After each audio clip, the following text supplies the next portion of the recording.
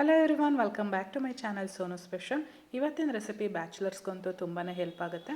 ಹಾಗೆ ಯಾರ್ಯಾರೆಲ್ಲ ಕೆಲ್ಸಕ್ಕೆ ಹೋಗ್ತಾ ಇರ್ತಾರೋ ಅವ್ರಿಗೂ ಕೂಡ ತುಂಬಾ ಹೆಲ್ಪ್ ಆಗುತ್ತೆ ಅಂತಲೇ ಹೇಳ್ಬೋದು. ನಾನಿವತ್ತು ತಂದಿರ್ತಕ್ಕಂಥ ರೆಸಿಪಿ ಲೆಮನ್ ರೈಸ್. ಒಂದು 5 ನಿಮಿಷದಲ್ಲೆಲ್ಲ ಮಾಡ್ಕೊಳ್ಬೋದು. ಅನ್ನ ಒಂದು ರೆಡಿ ಇದ್ದರೆ ಸಾಕು.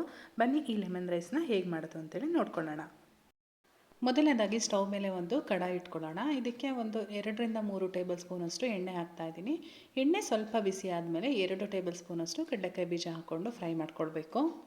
ಕಡಲೆಕಾಯಿ ಬೀಜ ಹಾಕಿ ಒಂದು 20 ಸೆಕೆಂಡ್ ಆದಮೇಲೆ ನಾನು 1 ಟೇಬಲ್ ಸ್ಪೂನ್ ಕಡಲೆಬೇಳೆ ಹಾಗೆ 1 ಟೀ ಸ್ಪೂನು ಉದ್ದಿನಬೇಳೆ ಸೇರಿಸ್ತಾ ಇದ್ದೀನಿ. ನಾನು ಹಾಕಿರ್ತಕ್ಕಂಥ ಕಡಲೆಬೇಳೆ, ಉದ್ದಿನಬೇಳೆ ಮತ್ತು ಕಡಲೆ ಬೀಜ ಏನು ಹಾಕಿದ್ದೀನಿ ಎಲ್ಲದೂ ಕೂಡ ಕ್ರಿಸ್ಪ್ ಆಗಬೇಕು. ಆದಷ್ಟು ಲೋ ಫ್ಲೇಮಲ್ಲಿ ಇಟ್ಕೊಂಡು ಫ್ರೈ ಮಾಡಿಕೊಂಡ್ರೆ ಚೆನ್ನಾಗಿರುತ್ತೆ.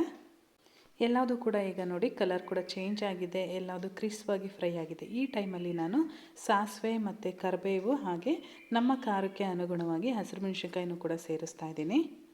ಇದ್ರ ಜೊತೆಗೆ ನಾನೊಂದು 5 ಹೆಸಳು ಬೆಳ್ಳುಳ್ಳಿನ ಸಿಪ್ಪೆ ತೆಗೆದು ಈ ರೀತಿ ಕ್ರಷ್ ಮಾಡಿ ಸೇರಿಸ್ಕೊಂಡಿದ್ದೀನಿ. ಎಲ್ಲದನ್ನು ಚೆನ್ನಾಗಿ ಮಿಕ್ಸ್ ಮಾಡಿಕೊಂಡು ಫ್ರೈ ಮಾಡ್ಕೊಳ್ಬೇಕು. ಬೆಳ್ಳುಳ್ಳಿ ಎಲ್ಲ ಹಸಿ ವಾಸನೆ ಹೋಗಬೇಕು. ಹಾಗೆ ನಾನಿಲ್ಲಿ ರುಚಿಗೆ ತಕ್ಕಷ್ಟು ಉಪ್ಪು, ಒಂದು 1/4 ಟೀ ಸ್ಪೂನಷ್ಟು ಅರಿಶಿನ ಪುಡಿ ಹಾಕ್ಕೊಂಡು ಚೆನ್ನಾಗಿ ಮಿಕ್ಸ್ ಮಾಡ್ತಾಯಿದ್ದೀನಿ.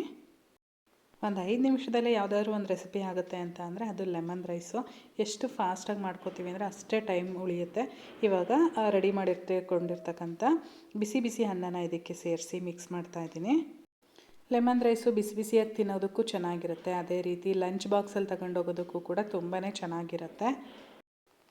ಈ ರೀತಿ ಎಲ್ಲ ಮಿಕ್ಸ್ ಆದಮೇಲೆ ನಾನಿಲ್ಲಿ ಅರ್ಧ ಹೋಳು ನಿಂಬೆಹಣ್ಣನ್ನು ತಗೊಂಡಿದ್ದೀನಿ. ಆ ನಿಂಬೆಹಣ್ಣಿನ ರಸನ ಇದರೊಳಗಡೆ ಹಾಕ್ತಾಯಿದ್ದೀನಿ. ನಾನಿಲ್ಲಿ ಸ್ವಲ್ಪ ಪ್ರಮಾಣದಲ್ಲಿ ಮಾಡಿದ್ದೀನಿ, ಹಾಗಾಗಿ ಅರ್ಧ ಹೋಳು ಸಾಕಾಗುತ್ತೆ.